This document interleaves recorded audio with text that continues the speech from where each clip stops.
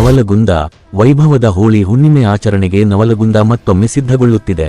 ಹೋಳಿ ಹುಣ್ಣಿಮೆ ಅಂದರೆ ರಂಗು ರಂಗಿನ ಬಣ್ಣ ಎರಚಿ ಮೋಜಿಗಾಗಿ ಅಲ್ಲದೆ ಶ್ರದ್ಧಾ ಭಕ್ತಿಯಿಂದಲೂ ಆಚರಣೆಗೊಳ್ಳಲಿದೆ ಎಂಬುದಕ್ಕೆ ರಾಜ್ಯದೆಲ್ಲೆಡೆ ಖ್ಯಾತಿ ಪಡೆದ ಹೋಳಿ ಹಬ್ಬದ ವಿಶೇಷತೆ ಎತ್ತಿ ತೋರಿಸುವ ಮೂಲಕ ಲಕ್ಷಾಂತರ ಭಕ್ತರು ರಾಜ್ಯವಲ್ಲದೆ ಇತರೆ ರಾಜ್ಯಗಳಿಂದ ಜನಸಾಗರವಾಗಿ ಪೂಪುಗೊಳ್ಳುವುದಕ್ಕೆ ಸಾಕ್ಷಿಯಾಗಿ ನಿಂತಿದೆ ಇಲ್ಲಿ ಪ್ರತಿಷ್ಠಾಪನೆಗೊಳ್ಳಲಿರುವ ಶ್ರೀರಾಮಲಿಂಗ ಕಾಮದೇವ.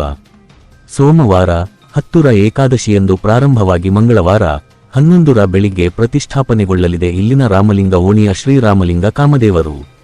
ಕೇವಲ ಬಣ್ಣ, ಓಕುಳಿ, ಹಲಗೆ ವಾದನಕ್ಕಷ್ಟೇ ಸೀಮಿತಗೊಳ್ಳದೆ ಭಯ ಭಕ್ತಿಗೆ ಒಲಿವ ಬೇಡಿದ್ದನ್ನು ದಯಪಾಲಿಸುವ ಮಹಿಮಾನ್ವಿತ ದೈವ. ಭಕ್ತಿಯಿಂದ ಭಜಿಸುವವರಿಗೆ ಈತ ಅಕ್ಷರಶ ಕಾಮಧೇನು ಕಲ್ಪವೃಕ್ಷ. ಈ ಕಾಮಣ್ಣನಿಗೆ ಇಂಥ ಸಿದ್ಧಿ ಲಭಿಸಿದುದು ಒಬ್ಬ ತಪೋನಿರತ ಸಿದ್ಧ ಪುರುಷನ ಸಿದ್ಧ ಹಸ್ತದಿಂದ.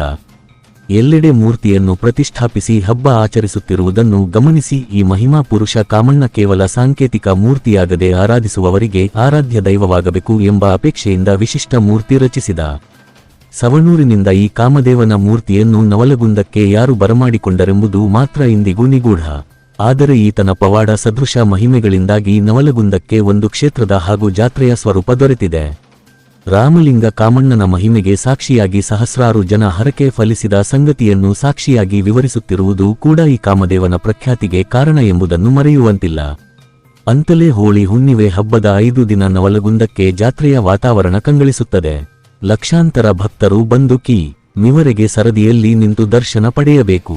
ಆದರೆ ಈ ಭಕ್ತರಿಗೆ ಬಿಸಿಲಿನ ಭಯವಿಲ್ಲ. ಪೂಜಾರಿಯಲ್ಲದ ದೇವರು.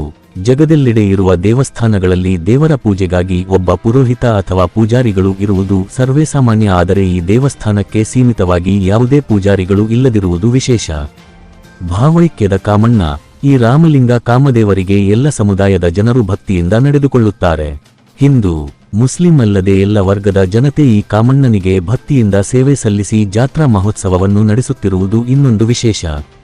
ಸೋಮವಾರ 10ರ ಏಕಾದಶಿಯಂದು ಕಾಮನ ಪ್ರತಿಷ್ಠಾಪನೆ ಕಾರ್ಯ ಪ್ರಾರಂಭವಾಗಿ ಮಂಗಳವಾರ 11ರ ದ್ವಾದಶಿಯಂದು ಬೆಳಗ್ಗೆ ದರ್ಶನಕ್ಕೆ ಲಭ್ಯವಾಗುತ್ತದೆ.